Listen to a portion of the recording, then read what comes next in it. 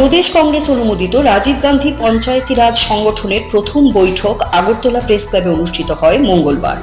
বৈঠকে উপস্থিত ছিলেন কংগ্রেস বিধায়ক বীরজিৎ সিনহা, রাজীব গান্ধী পঞ্চায়েত রাজ সংগঠনের সভাপতি অভিজিৎ সরকার, প্রাক্তন যুব কংগ্রেস সভাপতি সুশান্ত চক্রবর্তী সহ বিভিন্ন জেলা থেকে আগত রাজীব গান্ধী পঞ্চায়েতি রাজ সংগঠনের কর্মকর্তারা। এদিন বীরজিৎ সিনহা বলেন, 7 বছর আগে তৎকালীন কংগ্রেস সভানেত্রী এই সংগঠনের অনুমোদন দেয়। দেশের 30 স্তর পঞ্চায়েত ব্যবস্থা সম্পর্কে মানুষকে সচেতন করতেই এই সংগঠন গঠন করা হয়। মূল উদ্দেশ্য হচ্ছে পঞ্চায়েতি রাজ ব্যবস্থাকে সারা রাজ্যে ছড়িয়ে দেওয়া এবং পঞ্চায়েত রাজ ব্যবস্থা সম্পর্কে মানুষকে অবহিত করা। মানুষ তাদের সুযোগ সুবিধাগুলি যেন সঠিকভাবে বুঝে নিতে পারে। সংগঠনের নবনির্বাচিত চেয়ারম্যান অভিজিৎ সরকারের আহ্বানে জেলা এবং রাজ্য স্তরের কর্মীদের নিয়ে এই বৈঠক অনুষ্ঠিত হয়েছে। কংগ্রেসের নতুন একটা শাখা সংগঠন রাজীব গান্ধী পঞ্চায়েতি রাজ সংগঠন, এবং এটা প্রায় 7 বছর আগে এই নতুন সংস্থাটি AICC president Shrimati Sonia Gandhi announce করেছিলেন, এবং দেশের সবকটি রাজ্যে এটার শাখা সংগঠন গঠন হয়েছে অনেক আগে। এক সময় প্রথম এই শাখা সংগঠনের চেয়ারপারসন আমি ত্রিপুরার জন্য মনোনীত হয়েছিলাম। এখন নবমনোনীত ত্রিপুরা প্রদেশ রাজীব গান্ধী পঞ্চায়েতি রাজ সংগঠনের চেয়ারপারসন হয়েছে অভিজিৎ সরকার, এবং অভিজিৎ সরকার তার ডিস্ট্রিক্ট এবং স্টেট লেভেলে কমিটি গঠন করেছেন। এই প্রথম মিটিং, এবং আমাকেও আমন্ত্রণ জানিয়েছে, আমরা এসেছি।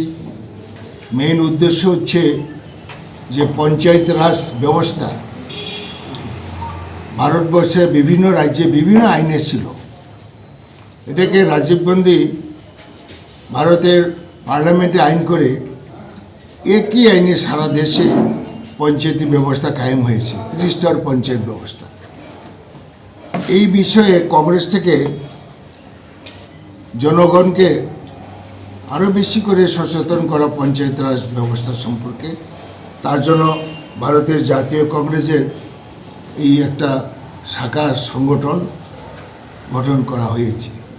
তা আমি বিশ্বাস রাখি অভিজিৎ সরকারের নেতৃত্বে আমাদের এই ত্রিপুরায় প্রত্যেকটা পঞ্চায়েতে এই পঞ্চায়েতি রাজীব গান্ধী পঞ্চায়েত রাজ সংগঠন গড়ে উঠবে, এবং যে উদ্দেশ্যে এই পঞ্চায়েতি রাজ ব্যবস্থা কায়েম হয়েছে ওটা যাতে মানুষের সচেতন করে তুলবেন, এবং জনগণের মেইন ভিত্তি হচ্ছে গ্রাম লেভেল।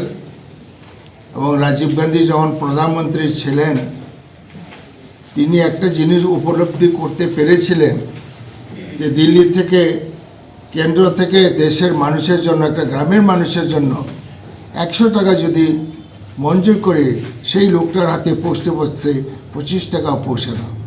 সেই জন্য এই আইনটা করা হয়েছে, যাতে যে টাকায় দিল্লি থেকে একটা গ্রামবাসীর জন্য, দেশবাসীর জন্য টাকা মঞ্জুর হবে, তাতে 100% পাওয়া যায়।